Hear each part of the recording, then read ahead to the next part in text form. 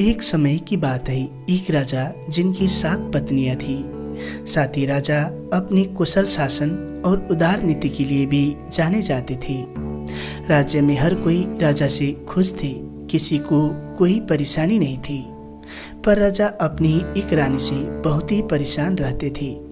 यह एक अजीब बात थी कि जिस राजा से सारा प्रजा खुश थे, वो राजा अपनी जिंदगी से स्वयं ही दुखी थे।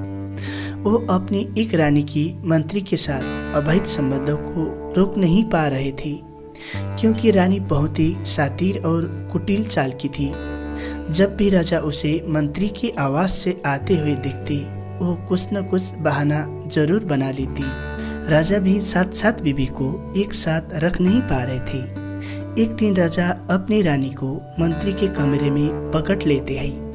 रानी फिर से बहाना बना लेती है कि वो नींद में महाराज का ही कमरा समझकर मंत्री के कमरे में आ गई थी।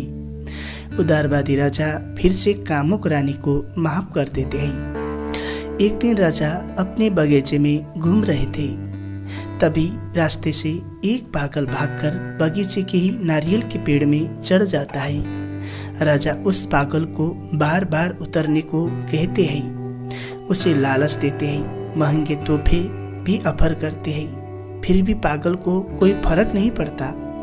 तभी राजा पुलिस को बुलाकर उक्त पागल को उतारने का आदेश देते हैं। पुलिस पागल को उतारने डराते हैं, धमकाते हैं, फिर भी पागल उतरता नहीं। उसी वक्त दूसरा पागल भी आ जाता है।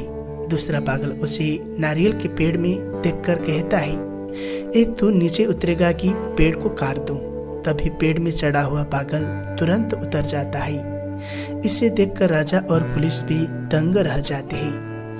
राजा उसे बुलाकर पूछते हैं, हमने लालच दी, पुलिस ने डराया और धमकाया, फिर भी तुम उतरी नहीं, पर एक पागल के कहने पर उतर गई।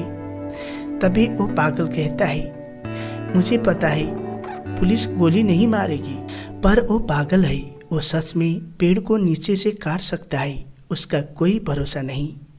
यह बात सुनकर राजा भी आश्चर्य होता है। पागल होने के बाद भी यह इतना समझदार है, तो मेरी पत्नी तो जानबूझकर रोज मुझे बेवकूफ़ बनाती है। पागल से राजा भी सीख लेते हैं कि लोहे लोहे को काटता है। वो रानी को सुधारने के लिए उदारवादी नहीं बल्कि कठोर नीति अपनाते हैं। कहानी यह शिक्षा देती है कि लोगों के स्वभाव के अनुसार ही एक्शन लेना चाहिए।